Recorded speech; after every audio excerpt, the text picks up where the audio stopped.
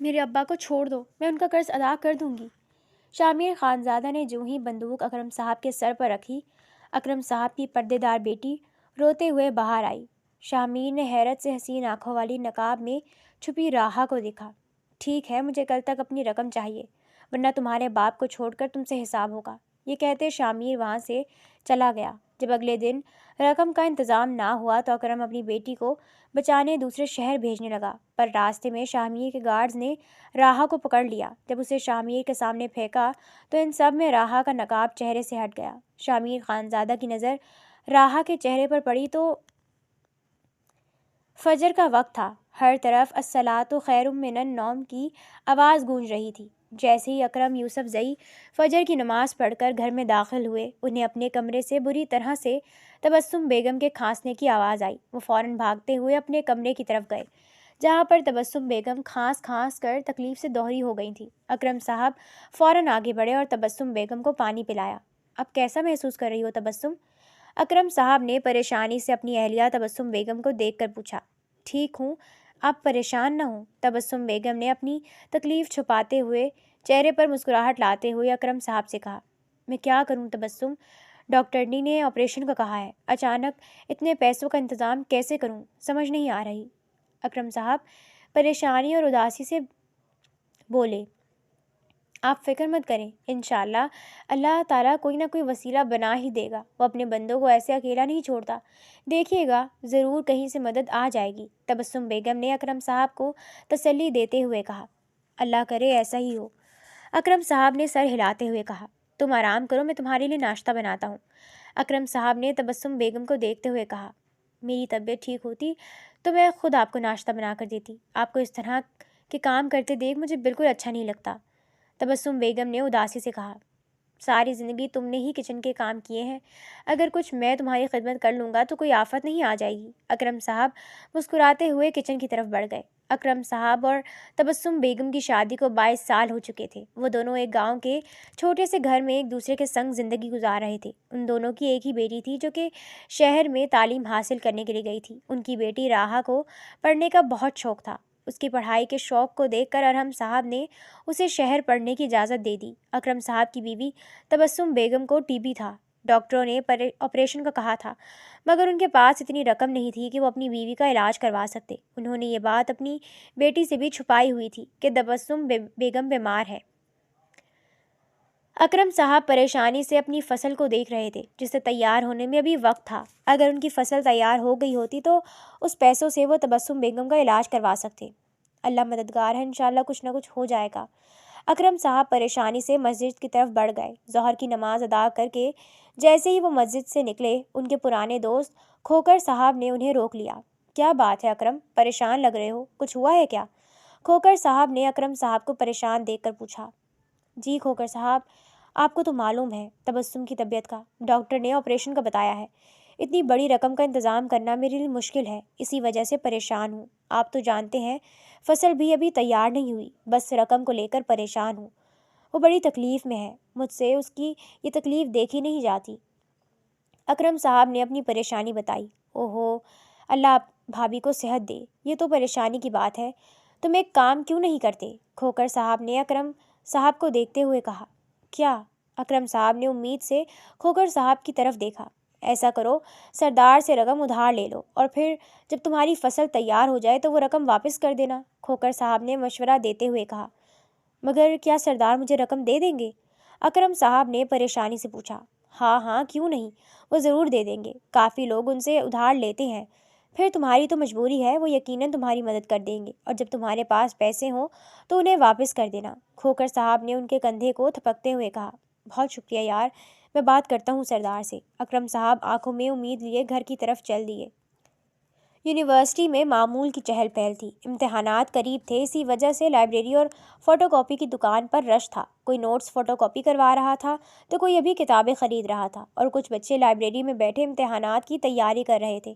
ایسے میں راحہ اکرم زئی لائبریری کے ایک کونے میں خاموشی سے بیٹھی اپنے نوٹس بنا رہی تھی۔ راحہ یار، میرے پاس کیمسٹری کے نوٹس نہیں ہیں، تمہارے پاس تو کمپلیٹ ہوں گے، تم دے دو گی تاکہ میں فوٹو کاپی کروا لوں؟ راحہ کی کلاس فیلو انم نے راحہ سے پوچھا۔ ہاں ٹھیک ہے، میں کل لے آؤں گی، تم کروا لینا، راحہ نے مسکراتے ہوئے کہا۔ تھینک یو سو مچ، انم مسکراتے ہوئے بولی۔ کوئی بات نہیں، راہن نے بھی مسکرا کر کہا۔ تمہاری یہی بات اچھی ہے کہ تم سب کی مدد کرتی ہو، کبھی بھی کسی کو انکار نہیں کرتی، انم نے اس کی تعریف کرتے ہوئے کہا۔ کم آن انم، ہم لوگ کلاس فیلوز ہیں، ایک دوسرے کی مدد تو کر ہی سکتے ہیں، راہا نے اس کا ہاتھ تھپکتے ہوئے کہا۔ پھر بھی باقی کلاس کے اسٹوڈنٹس تو ڈر کے مارے اپنے نوٹس ہی نہیں دیتے کہ کہیں دوسرے بچے ان سے زیادہ نمبر نہ لے لیں، مگر تم کلاس کی ٹاپر ہونے کے باوجود بھی سب کی مدد کرتی ہو، انم نے حقیقت بیان کرتے ہوئے کہا۔ یونیورسٹی میں کوئی شاذ و نادر ہی اپنے نوٹس کسی کو دیتا تھا، ورنہ ہر کوئی اپنے نوٹس کو ایسے سنبھال کر رکھتا تھا جیسے وہ کوئی خزانہ ہو۔ ہر کسی کی اپنے اپنے ظرف کی بات ہے، میرے خیال میں اگر کسی کی مدد کر دو گے تو اس سے آپ کے نمبر گھٹیں گے نہیں بلکہ اور بڑھیں گے، راہا اکرم زئی نے مسکراتے ہوئے کہا۔ آپ کی تو کیا ہی بات ہے، انم مسکراتے ہوئے بولی۔ چلو اب تم پڑھو، میں تمہیں ڈسٹرب نہیں کروں گی، ویسے بھی لائبریرین ہمیں گھور گھور کر دیکھ رہی ہے، میں چلتی ہوں، تم کل یاد سے اپنے نوٹس لے آنا، انم کہتی ہوئی لائبریری سے نکلتی چلی گئی اور راہا پھر سے اپنے نوٹس بنانے میں مصروف ہو گئی۔ السلام علیکم ابا، کیسے ہیں آپ؟ اور اماں کیسی ہیں؟ راہا نے لائبریری سے نکلتے ہوئے اکرم یوسف زئی کو فون ملایا۔ وعلیکم السلام بیٹا، تم کیسی ہو؟ ہم دونوں تو ٹھیک ہیں، اور پڑھائی کیسی جا رہی ہے؟ اکرم یوسف زئی بیٹی کی آواز سن کر خوشی سے بولے۔ جی الحمدللہ، میں بھی بالکل ٹھیک ہوں اور پڑھائی بھی اچھی جا رہی ہے، کچھ ہی دنوں میں میرے امتحانات ہیں، آپ دعا کیجیے گا، آپ کی دعاؤں کی بہت ضرورت ہے، راہا نے راہداری میں چلتے ہوئے کہا۔ ہاں بیٹا، میری اور تمہاری ماں کی دعائیں ہمیشہ تمہارے ساتھ ہیں، خوب کامیابیاں حاصل کرو اور یہاں کی پریشانی مت لینا، یہاں سب کچھ ٹھیک ہے، تم بس اپنی پڑھائی پر توجہ دو، آخری سال ہے، اچھے سے محنت کرو، اکرم یوسف زئی نے اسے سمجھاتے ہوئے کہا، جس پر راہا سمجھتی ہوئی سر ہلا گئی۔ جی ابو، بس کچھ ہی دیر کی بات ہے، میری پڑھائی ختم ہو گئی تو میں آپ لوگوں سے ملنے آؤں گی، بلکہ آپ کے پاس ہی رہوں گی، راہا نے مسکراتے ہوئے کہا۔ انشاءاللہ، ضرور، بہت جلد ہم ساتھ ہوں گے، اکرم صاحب نے خوشی سے کہا اور اس کو اپنا خیال رکھنے کی تاکید کر کے فون بند کر دیا۔ اکرم صاحب گھر میں داخل ہوئے تو تبسم بیگم ان کے لیے فوراً پانی لے آئیں۔ تمہیں آرام کرنے کا کہا ہے، کام مت کیا کرو، تمہاری اپنی طبیعت ٹھیک نہیں، آرام کیا کرو، اکرم صاحب ناراض ہوتے ہوئے بولے۔ صرف پانی ہی تو لے کر آئی ہوں، آپ تو ایسے کہہ رہے ہیں جیسے میں نے حل چلا لیا ہو، تبسم بیگم ان کے ناراض چہرے کو دیکھ کر مسکراتے ہوئے بولی۔ کیا بات ہے، آج آپ خوش لگ رہی ہیں، خیر تو ہے؟ تبسم بیگم نے اکرم صاحب کے چہرے کو دیکھتے ہوئے کہا۔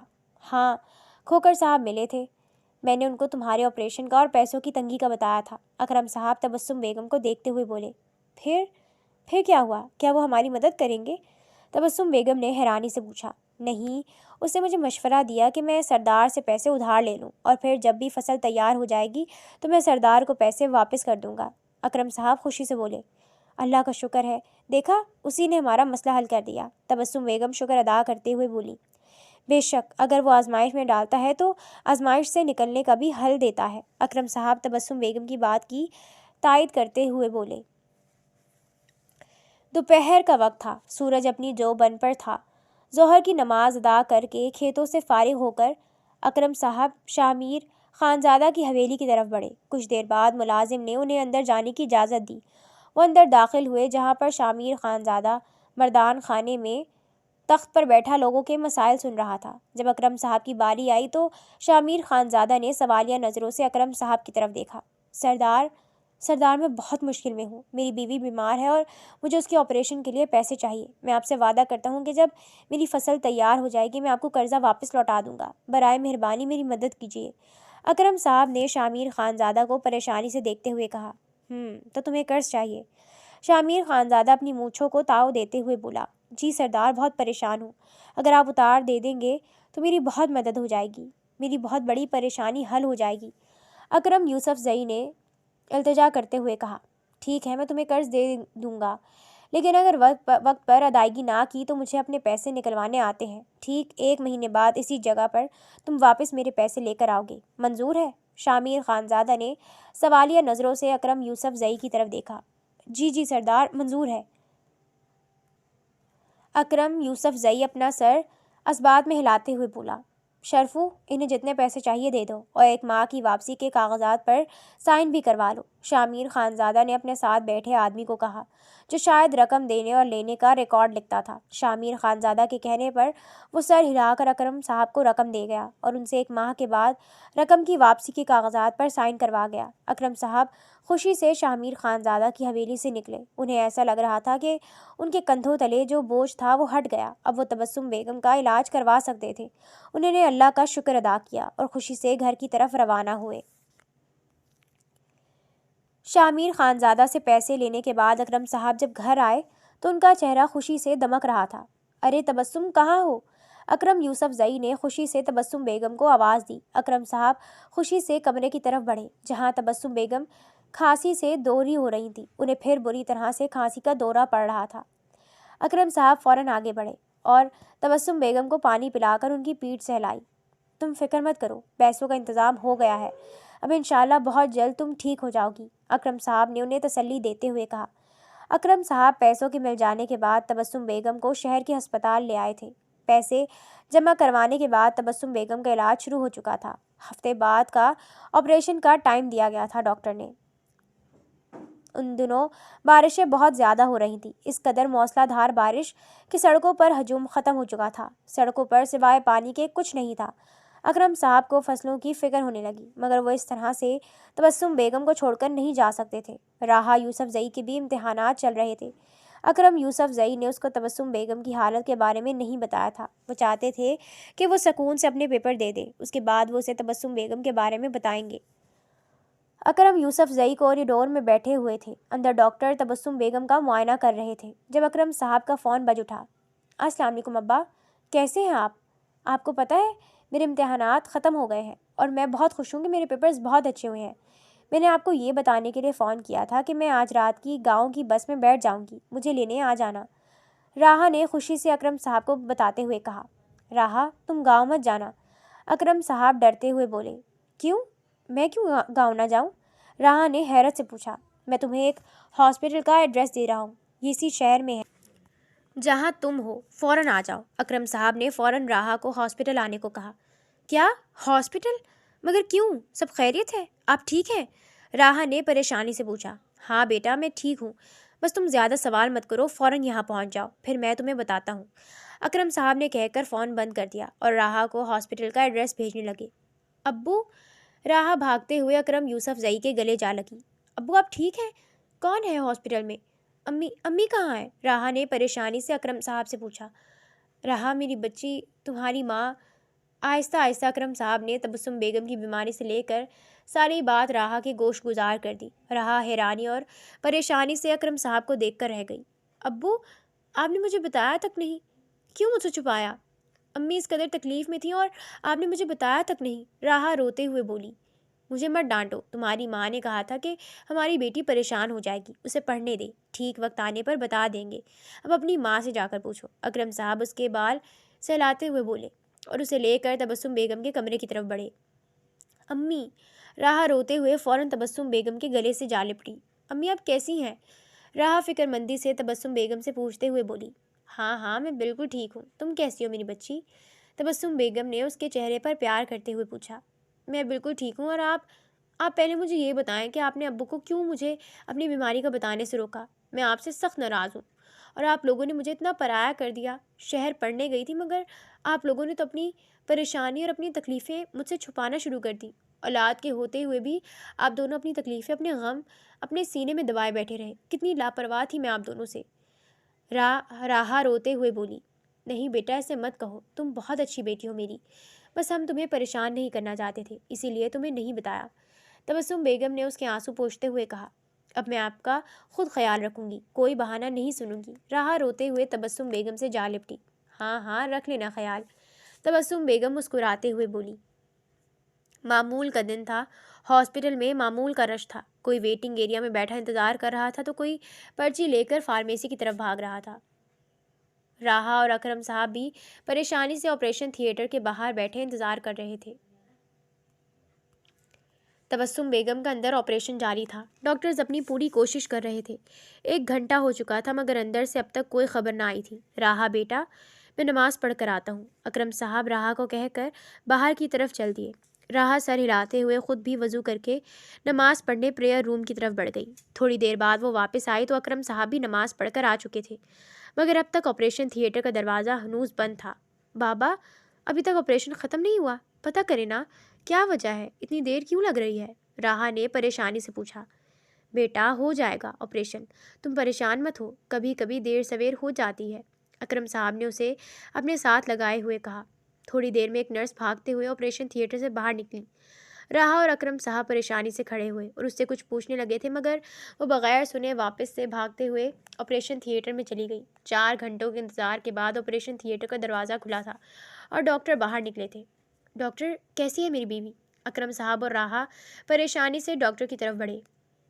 اکرم صاحب، زندگی اور موت اللہ تعالیٰ کے ہاتھ میں ہے، ہم ڈاکٹر صرف علاج کر سکتے ہیں، زندگی دینا یا نہ دینا رب کے ہاتھ میں ہے۔ ہم نے بہت کوشش کی کہ آپ کی وائف کو بچا سکیں، مگر کچھ کمپلیکیشنز ہو گئی تھیں جس کی وجہ سے آپ کی وائف اب اس دنیا میں نہیں رہی۔ I am sorry. ڈاکٹر اکرم صاحب کا کندھا تھپتھپا کر آگے بڑھ گئے۔ اکرم صاحب کی حالت ایسی تھی جیسے کاٹو تو بدن میں لہو نہیں۔ ابو یہ ڈاکٹر کیا کہہ کر گئے ہیں؟ نہیں، ایسا نہیں ہو سکتا، راہا چلاتے ہوئے بولی۔ اکرم صاحب نے اسے گلے لگاتے ہوئے اپنی سسکیوں کا گلا گھونٹا۔ کچھ دیر بعد ساری قانونی کارروائی کے بعد ڈیڈ باڈی کو اکرم صاحب کے حوالے کر دیا گیا تھا۔ اکرم صاحب خاموشی سے غمزدہ حالت میں تبسم بیگم اور راہا کو لے کر گاؤں کی طرف روانہ ہو گئے۔ تبسم بیگم کو مٹی تلے دفن کر دیا تھا۔ راہا تبسم بیگم کے کمرے میں گمسم سی بیٹھی تھی۔ لوگ افسوس کر کے جا چکے تھے، اب گھر میں صرف 2 ہی نفوس بچے تھے جن کی صرف سانسوں کی آواز گونج رہی تھی۔ اکرم صاحب تھکے ہارے قدموں سے اپنے اور تبسم بیگم کے کمرے کی طرف بڑھے، جہاں پر راہا بیڈ پر ٹیک لگائے بیٹھی ہوئی تھی۔ آنکھوں سے آنسو روا تھے، مگر منہ سے ایک سسکاری تک نہیں نکلی تھی۔ راہا، میرا بیٹا، کھانا کھا لو، تم نے کل سے کچھ نہیں کھایا، اکرم صاحب نے اس کے برابر بیٹھتے ہوئے کہا۔ مجھے بھوک نہیں ہے۔ راہا کی آنکھ سے آنسو گر کر اس کے پہلو میں جا گرا۔ بیٹا، کسی کے جانے سے زندگی رک نہیں جاتی، اس طرح سے کرو گی تو تمہاری طبیعت خراب ہو جائے گی، اپنے بوڑھے باپ کا کچھ خیال کر لو، اکرم صاحب روتے ہوئے بولے۔ ابو، راہا روتے ہوئے اکرم صاحب سے جا لپٹی۔ ابو، امی ہمیں کیوں چھوڑ کر چلی گئی؟ کیوں؟ راہا اکرم صاحب کے گلے لگی شدت سے رو دی۔ اس کا جسم ہولے ہولے لرز رہا تھا۔ بیٹا، سب اللہ کی مرضی تھی، اس کی مرضی، وہ جسے چاہے تو زندگی دے اور جسے چاہے تو موت دے، ہم اس معاملے میں بے بس ہیں۔ اکرم صاحب اس کا سر سہلاتے ہوئے بولے۔ اب تم نے بالکل نہیں رونا، ہم دونوں ہیں نا ایک دوسرے کے لیے، تم اس طرح سے روگی تو تمہاری ماں کو تکلیف ہوگی۔ اکرم صاحب نرمی سے اس کے بال سہلا رہے تھے۔ راہا خاموش ہو گئی تھی، اکرم صاحب کے گلے لگے اپنے دکھ کو کم کر رہی تھی۔ اکرم صاحب کی آنکھ سے خاموشی سے آنسو گرا۔ بیٹی کے سامنے مضبوط بنتے وہ اپنے دکھ کو چھپا رہے تھے، مگر غمزدہ تو وہ بھی تھے۔ آخر ان کی شریک حیات ان کی زندگی کے ساتھ ہی ان سے جدا ہو گئی تھی، وہ کیسے نہ روتے؟ کسی کے جانے سے زندگی نہیں رک جاتی، وقت کا کام ہے گزرنا اور وہ گزر جاتا ہے۔ اکرم صاحب نماز پڑھ کر گھر میں داخل ہوئے تو راہا ان کے لیے ناشتہ بنا رہی تھی۔ دونوں نے ناشتہ کیا اور پھر اکرم صاحب تیار ہو کر کمرے سے باہر نکلے۔ ابو، آپ کہیں جا رہے ہیں؟ راہا نے انہیں تیار دیکھ کر حیرانی سے پوچھا۔ ہاں بیٹا، کھیت میں جا رہا ہوں، فصل وغیرہ کو دیکھ لوں، تمہاری ماں کے جانے کے بعد سے میں نے کھیت کا چکر ہی نہیں لگایا۔ اکرم صاحب راہا کو دیکھ کر بولے۔ چلے ٹھیک ہے، کب تک آ جائیں گے آپ؟ میں آپ کا انتظار کروں گی، راہا انہیں دیکھتے ہوئے بولی۔ دوپہر تک آ جاؤں گا، اور تم دروازے بند کر لینا اور اپنا خیال رکھنا۔ اکرم صاحب اس کا گال تھپتھپا کر گھر سے نکل گئے اور راہا نے دروازہ بند کر کے گھر کی صفائی شروع کر دی۔ فارغ بیٹھ کر وہ یقیناً بور ہو جاتی، اسی لیے اس نے اپنے آپ کو کام میں مصروف کر لیا۔ اکرم صاحب کھیتوں پر آئے تو ان کے ساتھی جن کی زمینیں بھی ان کی زمین کے ساتھ ہی تھیں انہیں پریشان حال میں ملے۔ وہ پریشانی سے اپنی زمین کی طرف بڑھے اور ان کا حال بھی ویسا ہی ہو گیا تھا جیسے ان کے باقی ساتھیوں کا تھا۔ ان کی فصل تباہ ہو چکی تھی۔ گزشتہ دنوں میں جس قدر موسلا دھار بارش ہوئی تھی ان کی فصل خراب ہو گئی تھی۔ تبسم بیگم کی وفات کے بعد وہ اس قدر غمزدہ تھے اور راہا کو سنبھالنے میں لگے ہوئے تھے کہ انہیں فصل کا خیال ہی نہیں آیا۔ اگر آ بھی جاتا تو وہ کیا کر لیتے؟ اکرم صاحب اپنا سر پکڑ کر بیٹھ گئے۔ یا اللہ، یہ کیا ہو گیا؟ اب میں کیا کروں گا؟ فصل تو پوری طرح تباہ ہو چکی ہے۔ اکرم صاحب پریشانی سے بولے۔ فکر مت کرو اکرم، اللہ کچھ نہ کچھ کر ہی دے گا، وہ کبھی انسان کو بھوکا نہیں چھوڑتا۔ ان کے ساتھی نے ان کے بازو پر ہاتھ رکھ کر انہیں تسلی دی۔ تم نہیں سمجھ رہے یار، میں نے سردار سے رقم ادھار لی تھی اور وعدہ کیا تھا کہ جب فصل تیار ہو جائے گی میں رقم واپس کر دوں گا، اور اب فصل تباہ ہو گئی ہے، میں کیسے رقم واپس کروں گا؟ اکرم صاحب پریشان لہجے میں بولے۔ یہ تو واقعی فکر کی بات ہے، تم پریشان مت ہو، انشاءاللہ کچھ نہ کچھ حل نکل آئے گا، ان کے ساتھی نے انہیں تسلی دیتے ہوئے کہا۔ اکرم صاحب جھکے کندھوں کے ساتھ واپس سے گھر کی طرف چل دیے۔ ارے ابو، اتنی جلدی آپ آ گئے؟ اکرم صاحب خاموشی سے اندر بڑھ گئے۔ راہا نے انہیں لا کر پانی دیا۔ ابو کیا ہوا؟ آپ پریشان لگ رہے ہیں، کچھ ہوا ہے کیا؟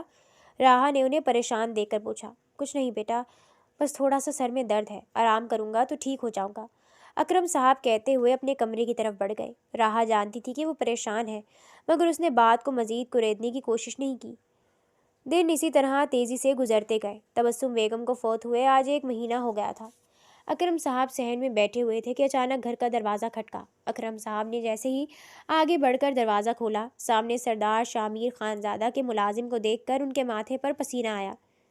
سردار نے تمہیں حویلی بلایا ہے، ملازم سردار کا پیغام دے کر چلا گیا اور اکرم صاحب نے پریشانی سے دروازہ بند کیا۔ کیا ہوا ابا؟ سردار نے آپ کو کیوں بلایا ہے؟ راہا جو دروازے کے پیچھے ہی کھڑی تھی اس ملازم کی بات سن کر حیرت سے اکرم صاحب کی طرف دیکھ کر بولی۔ کچھ نہیں بیٹا، تم پریشان مت ہو، میں دیکھتا ہوں، اکرم صاحب کہتے ہوئے گھر سے باہر نکل گئے۔ اکرم صاحب جیسے ہی مردان خانے میں پہنچے، شامیر خانزادہ اپنی پوری شان کے ساتھ ویسے ہی تخت پر براجمان تھا۔ سلام سردار، آپ نے مجھے بلایا تھا؟ اکرم صاحب نے جھجکتے ہوئے کہا۔ ظاہر سی بات ہے، تمہیں رقم دی تھی اور آج وہ رقم کی مدت پوری ہو گئی، میرے پیسے واپس کرو۔ تم سے کہا تھا کہ ٹھیک 1 مہینے بعد تم اسی جگہ کھڑے ہو کر مجھے میرے پیسے واپس دو گے۔ شامیر خانزادہ نے 2 ٹوک لہجے میں اپنا مدعا بیان کیا۔ سردار، میں نے کہا تھا مگر، اکرم صاحب کہتے کہتے رک گئے۔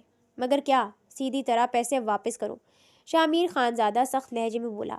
سردار، میری فصل تباہ ہو گئی ہے، میرے پاس اتنی رقم نہیں کہ میں آپ کو واپس دے سکوں، برائے مہربانی مجھے کچھ وقت دے دیجیے، میں جلد ہی رقم لوٹا دوں گا، اکرم صاحب نے ہاتھ جوڑتے ہوئے کہا۔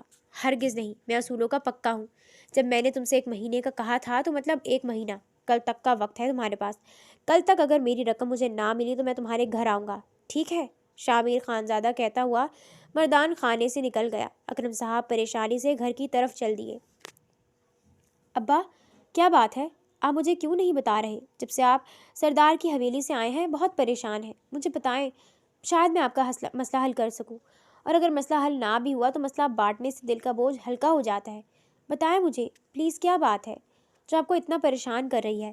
راہا نے اکرم صاحب کے فکر مند چہرے کو دیکھا۔ وہ جب سے حویلی سے آئے تھے بہت پریشان تھے، اور یہ بات راہا بخوبی نوٹ کر رہی تھی۔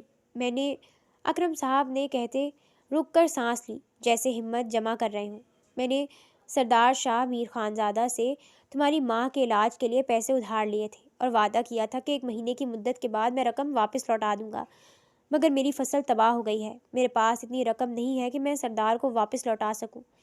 میں نے سوچا تھا کہ فصل جب تیار ہو جائے گی تو اس پیسوں سے شامیر خانزادہ کا قرض اتار دوں گا، مگر مسلسل موسلا دھار بارشوں کی وجہ سے فصل تباہ ہو کر رہ گئی ہے۔ اب میرے پاس 1 پوٹی کوڑی تک نہیں ہے کہ میں سردار کو واپس لوٹا سکوں، اور سردار مجھ سے اپنی رقم کا مطالبہ کر رہے ہیں۔ مجھے سمجھ نہیں آ رہی کہ میں کیا کروں، آخر کیسے ان کی رقم ان کو واپس لوٹاؤں؟ میرے پاس اتنے زیادہ رقم نہیں ہے کہ میں اپنا قرض چکا سکوں، اکرم صاحب پریشانی سے بولے۔ ان کے چہرے پر پیشانی کی لکیریں واضح تھیں۔ راہا نے پریشانی اور دکھ سے اکرم صاحب کی طرف دیکھا۔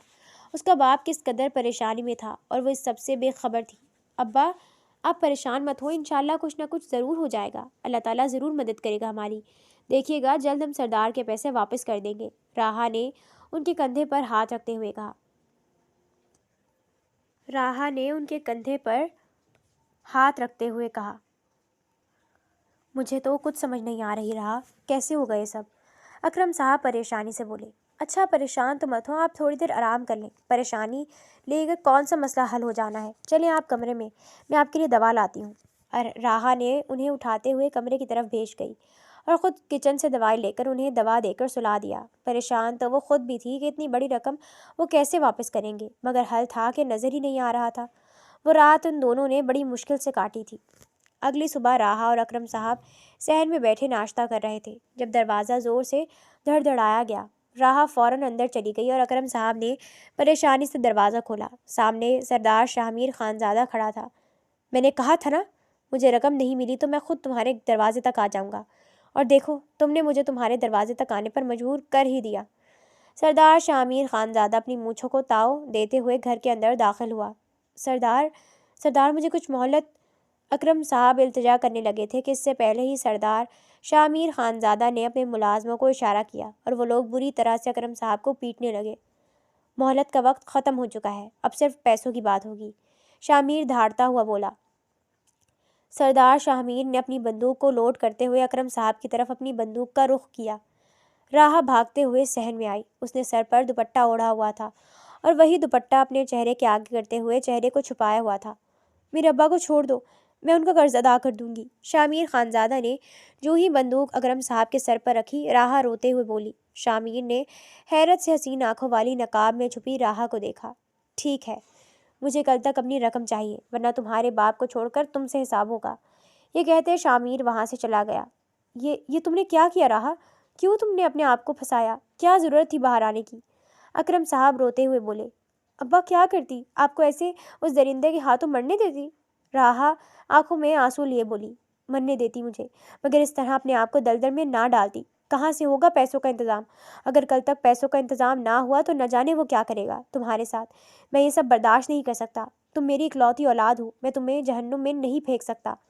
اکرم صاحب نے اسے اپنے سینے سے لگاتے ہوئے کہا۔ تمہیں یہاں سے نکلنا ہوگا، فوراً اپنا سامان باندھو۔ اکرم صاحب کمرے میں جاتے فوراً ایک بیگ میں راہا کے کپڑے رکھنے لگے۔ ابو کیا کر رہے ہیں؟ میں آپ کو چھوڑ کر نہیں جاؤں گی، راہا روتے ہوئے بولی۔ چپ کرو راہا، تم اپنے آپ کو پہلے ہی مشکل میں ڈال چکی ہو۔ پیسے ہمارے پاس ہے نہیں اس سردار کو دینے کے لیے، نہ جانے وہ کیا کرے گا۔ میں تمہیں نہیں کھو سکتا۔ جیسے ہی رات ہوئی، رات کے اندھیرے میں جب ہر طرف سناٹا تھا، گلی میں صرف آوارہ کتوں کے بھونکنے کی آوازیں آ رہی تھیں، اکرم صاحب نے راہا کا ہاتھ پکڑا اور خاموشی سے بس اڈے کی طرف بڑھنے لگے۔ بس کے اڈے پر جب کنڈکٹر آوازیں دے کر مسافروں کو بلا رہا تھا، اکرم صاحب نے فوراً سے بس کی ٹکٹ خریدی اور جیسے ہی راہا کو لے کر بس پر چڑھنے لگے، فوراً سے ایک جیپ بس کے سامنے آ کر رکی۔ اسلحوں سے لیس گارڈ فوراً بس میں چڑھے اور راہا اور اکرم صاحب کو گھسیٹتے ہوئے باہر لائے۔ چھوڑو ہمیں، راہا چلائی، مگر انہوں نے ایک بات نہ سنی۔ گارڈ فوراً انہیں گاڑی میں بٹھا کر حویلی کی طرف روانہ ہوئے۔ گارڈز نے راہا اور اکرم صاحب کو سردار شامیر خانزادہ کے سامنے لا کر پھینکا۔ اچانک راہا کے چہرے پر سے پردہ ہٹا۔ شامیر خانزادہ اس کے چہرے کو دیکھ کر ایک پل کے لیے ٹھٹکا تھا، مگر اپنے آپ کو اگلے ہی پل وہ نارمل کر چکا تھا۔ راہا نے بھی تیزی سے اپنا چہرہ واپس سے چھپا لیا تھا۔ کہاں بھاگ رہے تھے؟ اکرم یوسفزئی اپنی بیٹی کو لے کر، سردار شامیر خانزادہ پھنکارتے ہوئے بولا۔ معاف کر دے سردار، مہربانی کر کے معاف کر دے۔ میں آپ کے پیسے آپ کو لوٹا دوں گا، مگر میری بیٹی کا کوئی قصور نہیں، اسے جانے دیں۔ اکرم صاحب روتے ہوئے بولے۔ جانتا ہوں تمہاری بیٹی کا کوئی قصور نہیں، اسی لیے اسے کوئی سزا نہیں دوں گا، اور میں نے فیصلہ کیا ہے کہ تمہارا قرض بھی معاف کر دوں گا۔ شامیر خانزادہ پرسکون انداز میں بولا۔ آپ سچ کہہ رہے ہیں سردار؟ اکرم یوسفزئی حیرانی سے بولے۔ ہاں سچ کہہ رہا ہوں میں نے تمہارا قرض معاف کیا، مگر اس کے بدلے میں ابھی اسی وقت میں تمہاری بیٹی سے نکاح کروں گا۔ شامیر خانزادہ نے جتنے سکون سے بات کی تھی، اتنے ہی برے طریقے سے اکرم یوسفزئی کو اپنے سر پر حویلی کی چھت گرتی ہوئی محسوس ہوئی تھی۔ یہ آپ کیا کہہ رہے ہیں سردار؟ کہاں ہم اور کہاں آپ؟ ہم تو غریب لوگ ہیں۔ اکرم یوسفزئی نے اپنے لہجے کو بمشکل نارمل رکھتے ہوئے کہا۔ مجھے اس سے کوئی فرق نہیں پڑتا، یا تو میرے پیسے واپس کرو یا پھر اپنی بیٹی کا نکاح مجھ سے کر دو۔ شامیر خانزادہ حتمی لہجے میں بولا۔ مگر اس سے پہلے کہ اکرم یوسفزئی احتجاج کرتے، راہا یوسفزئی بول پڑی۔ مجھے منظور ہے، مگر اس کے بعد تم میرے بابا سے پیسوں کا کوئی مطالبہ نہیں کرو گے اور انہیں ان کی زندگی سکون سے جینے دو گے۔ تمہارا ان سے پھر کوئی واسطہ نہیں ہوگا۔ راہا ایک قدم آگے بڑھتے ہوئے بولی۔ اس کے لہجے کی مضبوطی دیکھ کر شامیر خانزادہ مسکرایا۔ منظور ہے، شامیر خانزادہ نے مسکراتے ہوئے کہا۔ ٹھیک ہے، پہلے قانونی کاغذات پر دستخط کرو کہ تم نے بابا کا قرض معاف کیا، اس کے بعد میں تم سے نکاح کے لیے تیار ہوں۔ راہا نے شامیر خانزادہ کی آنکھوں میں آنکھیں ڈال کر کہا۔ تھوڑی ہی دیر بعد راہا یوسفزئی کے ہاتھ میں قانونی کاغذات تھے، جس پر شامیر خانزادہ کے دستخط تھے کہ وہ اپنا قرض معاف کر چکا ہے۔ یہ تم نے کیا کیا راہا؟ اکرم یوسفزئی راہا کو کونے میں لا کر غصے سے بولے۔ بابا، میں آپ کو مزید پریشان نہیں دیکھ سکتی تھی۔ پہلے آپ فصل کے تباہ ہو جانے سے اس قدر پریشان تھے، اوپر سے یہ قرض جو آپ نے قرض نے آج جو آپ کو نڈھال کر دیا تھا، میں چاہتی تھی اب آپ کو کوئی پریشانی نہ ہو، راہا نے مسکراتے ہوئے کہا۔ اور اس سردار سے نے کہا، ہم نہیں جانتے اس کی کیا نیت ہے، اگر اس نے تمہیں نقصان پہنچایا تو۔ اکرم یوسف زئی نے اپنا خدشہ ظاہر کیا۔ بابا پریشان مت ہو، انشاءاللہ ایسا کچھ نہیں ہوگا، آپ اپنی بیٹی پر بھروسہ رکھیں، آپ نے اتنی تعلیم دلوائی ہے تو یہ بھی یقین رکھیں کہ آپ کی بیٹی اس قدر کمزور نہیں کہ کوئی بھی اسے رون دے، مجھے اپنے حق کے لیے لڑنا آتا ہے۔ راہا کی بات پر اکرم یوسف زئی خاموش ہو گئے اور کچھ ہی دیر میں نکاح کی رسم ادا کی گئی اور وہ ارہا اکرم یوسف زئی سے راہا شاہ خانزادہ بن چکی تھی۔ راہا کمرے میں بیٹھی شاہ خانزادہ کا انتظار کر رہی تھی۔ جب تھوڑی ہی دیر بعد وہ کمرے میں داخل ہوا، السلام علیکم، شاہ نے اس کے برابر بیٹھتے ہوئے کہا۔ راہا نے حیرت سے سر اٹھا کر اسے دیکھا۔ واہ، بڑی ہمت ہے، میرے باپ کو بلیک میل کر کے مجھ سے نکاح کر کے ایسے ظاہر کر رہے ہو جیسے تمہارے لیے بہت نارمل سی بات ہو، راہا سخت لہجے میں بولی۔ اس کی بات پر شاہ خانزادہ مسکرا دیا۔ میرے خیال میں اگر کسی انسان کو اس کی محبت مل جائے تو وہ ایسا ہی خوش نظر آتا ہے جیسا میں دکھ رہا ہوں۔ شاہ نے اس کے گال کو سہلاتے ہوئے کہا۔ کیا مطلب ہے تمہارا؟ کون سی محبت؟ ہم ملے ہی کتنی بار ہیں جو آپ کو مجھ سے محبت ہو گئی؟ راہا نے حیرت سے شاہ خانزادہ کو دیکھتے ہوئے پوچھا۔ یاد ہے وہ رات جب موسلا دھار بارش ہو رہی تھی؟ راہا یوسف زئی اس وقت میڈیکل کے فرسٹ ایئر میں تھی۔ راہا سر پر چھتری رکھے اپنے گھر کی طرف جا رہی تھی۔ وہ اپنے فرسٹ ایئر کے امتحانات کے بعد اپنے ماں باپ سے ملنے آئی تھی۔ بس کے اڈے سے چل کر وہ جب گھر جا رہی تھی تو راستے میں اسے ایک شخص زخمی حالت میں ملا۔ کچھ لوگوں نے اسے بہت بری طرح سے مارا تھا شاید، اور اس کی گاڑی بہت بری حالت میں تھی۔ راہا نے اس کے پاس جا کر اس کی ناک کے پاس اپنی انگلی رکھ کر اس کی سانسیں چیک کی۔ ایک پل کو راہا کو لگا کہ جیسے وہ سانس نہیں لے رہا۔ راہا نے بہت مشکل سے تگ و دو کے بعد اسے گاڑی سے باہر نکالا تھا اور زمین پر لٹاتے اسے CPR دینے لگی تھی۔ کچھ دیر بعد اس آدمی کو ہوش آیا تھا اور وہ گہرے گہرے سانس لینے لگا۔ راہا فوراً پیچھے ہوئی۔ اس آدمی کی آہستہ آہستہ آنکھیں کھلنے لگی مگر درد سے وہ ابھی بھی کراہ رہا تھا۔ راہا نہیں جانتی تھی کہ اس نے گاؤں کے سردار کی جان بچائی ہے۔ اس نے کبھی اسے دیکھا ہی نہیں تھا، زیادہ تر وہ اپنی پڑھائی کی وجہ سے شہر ہی رہتی تھی۔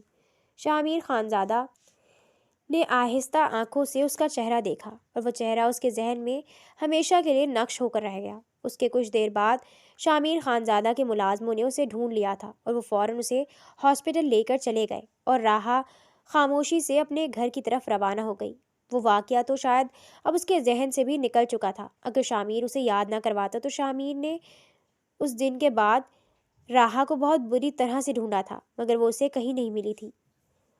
اور پھر آج جب تمہارا نقاب ہٹا اور میں نے تمہیں دیکھا تو وہ سارا واقعہ میرے سامنے ایک فلم کی طرح چلنے لگا۔ میرا دل اس قدر شدت سے دھڑکا، مجھے لگا جیسے اگر میں نے آج تمہیں جانے دیا تو تم پھر میری نظروں سے اوجھل ہو جاؤ گی، اسی لیے میں نے تمہیں جانے ہی نہیں دیا۔ تم سے نکاح کر کے تمہیں ہمیشہ کے لیے اپنے پاس روک لیا، شاہ خانزادہ نے محبت بھرے لہجے میں کہا۔ اچھا، میں نے تمہاری جان بچائی، تم نے اس بات کا صلہ مجھے اس طرح سے دیا کہ میرے باپ کو بلیک میل کر کے مجھ سے نکاح کیا، میرے باپ کو اس قدر پریشان کیا، راہا سخت لہجے میں بولی۔ بیگم، کتنا غلط سوچتی ہیں آپ میرے بارے میں۔ شاہ خانزادہ نے آگے بڑھ کر اس کے ماتھے پر بوسہ دیا۔ ایک پل کے لیے راہا کی ریڑھ کی ہڈی میں سنسنی دوڑ گئی۔ وہ فوراً سے اس سے دور ہوئی۔ حد میں رہو اپنی، یہ شادی صرف ایک سمجھوتا ہے جو زبردستی سے کی گئی ہے، اپنی حدود مت بھولنا، راہا اسے دھکا دیتے ہوئے بولی۔ کس نے کہا کہ یہ شادی ایک سمجھوتا ہے؟ میں نے تو پورے دل سے تمہیں اپنایا ہے، شاہ خانزادہ نے اسے اپنے سینے سے لگاتے ہوئے کہا۔ اس بار اس کی پکڑ مضبوط تھی۔ راہا نے بہت کوشش کی اس کے حصار سے نکلنے کی مگر شاہ خانزادہ اسے چھوڑنے پر راضی نہ تھا۔ میں نے تمہارے بابا اکرم صاحب کو ساری حقیقت بتا دی تھی، وہ جانتے ہیں کہ میں نے تم سے نکاح کسی ضد میں نہیں بلکہ محبت میں کیا ہے، شاہ خانزادہ نے اس کے کان کی لو کو چومتے ہوئے کہا۔ اس کی بات پر راہا نے حیرت سے شاہ کی طرف دیکھا۔ نکاح سے کچھ دیر پہلے شاہ خانزادہ اکرم یوسف زئی کو اپنے ساتھ لان میں لے آیا تھا۔ جلدی بولو جو بولنا ہے۔ اکرم یوسف زئی کے لہجے میں غصہ تھا۔ انکل، میں آپ کو بتانا چاہتا ہوں کہ میں راہا سے شادی کسی ضد یا آپ کے قرض کو معاف کرنے کے لیے نہیں کر رہا، اسے کوئی سزا دینے کے لیے میں شادی نہیں کر رہا، میں اس سے محبت کرتا ہوں اور وعدہ کرتا ہوں کہ اسے کوئی تکلیف نہیں دوں گا، آپ بالکل پریشان مت ہو، شاہ خانزادہ نے ان کے کندھے پر ہاتھ رکھتے ہوئے کہا۔ شاہ کی بات پر اکرم یوسف زئی حیرانی سے اسے دیکھنے لگے۔ یہ تم کیا کہہ رہے ہو؟ اکرم یوسف زئی نے حیرت سے پوچھا۔ میں سچ کہہ رہا ہوں انکل، اور پھر وہ ساری رودات شامیر نے اکرم یوسف زئی کو سنا دی۔ مجھے تم پر بھروسہ ہے، میری بیٹی کا خیال رکھنا اور اسے کبھی کوئی تکلیف مت ہونے دینا۔ میں نے اور اس کی ماں نے ہمیشہ اسے نازوں سے پالا ہے، اس کی ہر خواہش پوری کی ہے۔ امید ہے کہ تم بھی اسے محبت دو گے، اکرم یوسف زئی نے اس کے کندھے کو تھپکتے ہوئے کہا۔ اکرم یوسف زئی کے چہرے پر جو تھوڑی دیر پہلے پریشانی تھی اب اس کی جگہ اطمینان نے لے لی تھی۔ وہ اپنی بیٹی کی قسمت پر خوش تھے اور اللہ کا شکر ادا کر رہے تھے جس نے ان کی بیٹی کے نصیب کو 4 چاند لگا دیے تھے۔ آپ سچ کہہ رہے ہیں؟ راہا نے حیرت سے شامیر خانزادہ کی طرف دیکھا۔ بالکل سچ کہہ رہا ہوں۔ کیا تمہیں میری شکل سے لگ رہا ہے کہ میں جھوٹ کہہ رہا ہوں؟ شامیر خانزادہ نے اس کے گال پر بوسہ دیتے ہوئے کہا۔ راہا اس کے لمس پر گھبرائی۔ نہیں، میں نے ایسا تو نہیں کہا۔ راہا اس کی گرفت سے نکلنے کی کوشش کرتے ہوئے بولی۔ اب یہ راہ فرار ناممکن ہے جانم۔ آج میں تمہیں بتاؤں گا کہ میں تم سے کتنی محبت کرتا ہوں اور کتنا میں نے تمہیں ڈھونڈا اپنی محبت کا اظہار کرنے کے لیے۔ شامیر نے کہتے اس کا سر احتیاط سے تکیے پر رکھا اور لائٹس آف کر کے اسے اپنے حصار میں لے لیا۔ رات قطرہ قطرہ پگھلتی گئی اور 2 دل ایک ہو گئے۔ سردیوں کی شامیں تھیں۔ شام کے 5 بجے ہی آسمان پر کالی گھٹا چھائی ہوئی تھی۔ راحہ تھکی ہاری سیڑھیاں چڑھتی ہوئی اپنے کمرے میں آئی۔ اس نے اپنا اسٹیتھوسکوپ اور ڈاکٹر کوٹ اتار کر بیڈ پر رکھا اور فریش ہونے کے لیے واش روم چلی گئی تھی۔ تھوڑی دیر بعد وہ فریش ہو کر آئی مگر اسے شامیر پورے گھر میں کہیں نہیں دکھا۔ اس نے نیچے جا کر ملازمہ سے پوچھا، نوری، شامیر صاحب کہاں ہیں؟ راحہ نے ملازمہ سے شامیر کے بارے میں پوچھا۔ بی بی جی، وہ تو اپنے کمرے میں ہی تھے۔ نوری نے راحہ کو شامیر کے بارے میں بتایا۔ اچھا، میں دیکھتی ہوں۔ راحہ واپس سے اپنے کمرے میں آئی مگر وہ کمرے میں نہیں تھا۔ اس نے ڈریسنگ روم میں دیکھا مگر وہ وہاں بھی نہیں تھا۔ اچانک سے اسے ٹیرس کا خیال آیا۔ وہ جیسے ہی ٹیرس کا دروازہ کھول کر ٹیرس میں داخل ہوئی، حیرت زدہ رہ گئی۔ ہر طرف گلاب کے پھول بکھرے ہوئے تھے۔ ٹیرس کے جنگلے پر خوبصورتی سے لائٹ سجائی ہوئی تھیں اور بیچ میں سینٹر ٹیبل پر کیک رکھا ہوا تھا جس پر خوبصورتی سے پہلی اینیورسری مبارک ہو لکھا ہوا تھا۔ راحہ حیرت سے اس منظر کو دیکھ رہی تھی جب اسے اپنے پیچھے کسی کی موجودگی کا احساس ہوا۔ شامیر خانزادہ نے اسے اپنے حصار میں لیا اور اس کے کندھے پر اپنا سر رکھ کر اس کے گال پر بوسہ دیا۔ ہیپی اینیورسری میری جان۔ شامیر خانزادہ کی سرگوشی پر وہ مسکرائی۔ شکریہ میری زندگی میں آنے کے لیے، میرے ہر دن کو خوبصورت بنانے کے لیے، میری زندگی کو خوشیوں سے بھرنے کے لیے۔ شامیر اس کے چہرے پر جا بجا محبت نچھاور کرتا بولا۔ تھینک یو تو آپ کا کہ میرے امی ابو نے مجھے شہزادیوں کی طرح پالا پوسا، پڑھایا لکھایا، مگر آپ نے مجھے پنکھ دیے اڑنے کے لیے، معاشرے میں چلنے کے لیے، سر اٹھا کر میرے ساتھ قدم سے قدم ملا کر چلنے کے لیے۔ ہر اس بات کا شکریہ آپ کا۔ شکریہ کہ آپ نے مجھے اپنی بیوی نہیں بلکہ اپنی شریک حیات بنایا، اس قدر محبت اور پیار دیا کہ میں چاہ کر بھی اس کا قرض نہیں اتار سکتی۔ راحہ نم آواز میں بولی۔ یار، اب اتنے پیارے دن پر رونے کی ضرورت نہیں، اتنی پیاری سجاوٹ میں تمہارے آنسو اچھے نہیں لگ رہے۔ شامیر خانزادہ نے اس کے آنسو پوچھتے ہوئے کہا۔ چلو کیک کاٹتے ہیں۔ شامیر نے اس کا ہاتھ پکڑ کر موم بتی بجھائی اور کیک کاٹا۔ ہمارا ساتھ ہمیشہ ایسے ہی رہے۔ راحہ نے محبت سے شامیر کو دیکھتے ہوئے کہا۔ آمین۔ شامیر نے اس کے ماتھے پر بوسہ دیتے ہوئے کہا۔ شامیر؟ راحہ نے نظریں جھکائے شامیر کو مخاطب کیا۔ شامیر نے سوالیہ نظروں سے راحہ کی طرف دیکھا۔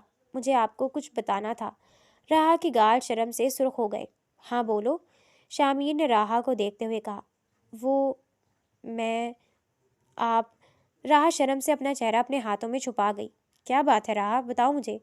شامیر نے اس کے ہاتھوں کو اپنے ہاتھوں میں لیتے ہوئے پوچھا۔ آپ بابا بننے والے ہیں۔ راحہ کہتے اس کے سینے میں اپنا چہرہ چھپا گئی۔ شامیر کچھ پل کے لیے تو حیرت زدہ رہ گیا۔ واٹ؟ تھوڑی دیر بعد وہ خوشی سے چیختے ہوئے راحہ کا چہرہ اپنے ہاتھوں میں تھام گیا۔ کیا تم سچ کہہ رہی ہو؟ میں بابا اور تم ماما؟ شامیر نے خوشی سے راحہ کو دیکھتے ہوئے پوچھا۔ جی۔ راحہ نے مسکراتے ہوئے اس بات میں سر ہلایا۔ اللہ کا شکر، تھینک یو سو مچ راحہ، میں تمہیں بتا نہیں سکتا کہ میں کتنا خوش ہوں۔ تھینک یو سو مچ میری جان، مجھے اتنی بڑی خوشی دینے کے لیے۔ شامیر نے خوشی سے راحہ کو گود میں اٹھا کر گھمایا۔ کیا کر رہے ہیں شامیر، میں گر جاؤں گی، راحہ چلاتے ہوئے بولی۔ میں تمہیں کبھی گرنے نہیں دوں گا۔ شامیر نے اسے نیچے اتارا اور اس کے ماتھے پر بوسہ لیا۔ شامیر پریشانی سے آپریشن تھیٹر کے باہر انتظار کر رہا تھا کہ تھوڑی دیر بعد ڈاکٹر باہر آئی۔ ڈاکٹر، کیسی ہے میری وائف؟ شامیر پریشانی سے بولا۔ آپ کی وائف بالکل ٹھیک ہے اور مبارک ہو آپ کو بیٹی ہوئی ہے۔ ڈاکٹر مسکراتے ہوئے آگے بڑھ گئی اور شامیر نے خدا کا شکر ادا کیا۔ شامیر مسکراتے ہوئے کمرے میں داخل ہوا جہاں راحہ کے باہر طرف ایک چھوٹی سی ننھی سی پری کاٹ میں لیٹی ہوئی تھی۔ میری پرنسس۔ شامیر نے مسکراتے ہوئے اپنی بیٹی کو گود میں لیا اور چل کر راحہ کے پاس آیا اور مسکراتے ہوئے اس کے ماتھے پر بوسہ دیا۔ شکریہ میری جان، مجھے اتنا خوبصورت تحفہ دینے کے لیے، شامیر نے مسکراتے ہوئے کہا۔ راہا نے بھی نم آنکھوں سے شامیر کی طرف دیکھا جو مسکراتے ہوئے اپنی بیٹی سے باتیں کر رہا تھا۔ اس کا نام سوچا ہے آپ نے؟ راہا نے مسکراتے ہوئے شامیر سے پوچھا۔ ہاں، میں نے اس کا نام آئمہ سوچا ہے۔ تمہیں کیسا لگا؟ شامیر نے سوالیہ نظروں سے راہا کی طرف دیکھا۔ ماشاءاللہ، بہت پیارا نام ہے، آئمہ شامیر خانزادہ، راہا مسکراتے ہوئے بولی۔ بچی نے اپنی 2 گول مٹول سی آنکھیں کھول کر شامیر کو دیکھا اور کھلکھلا دی۔ او مائی گاڈ، یہ مجھے دیکھ کر مسکرائی، شامیر چلاتے ہوئے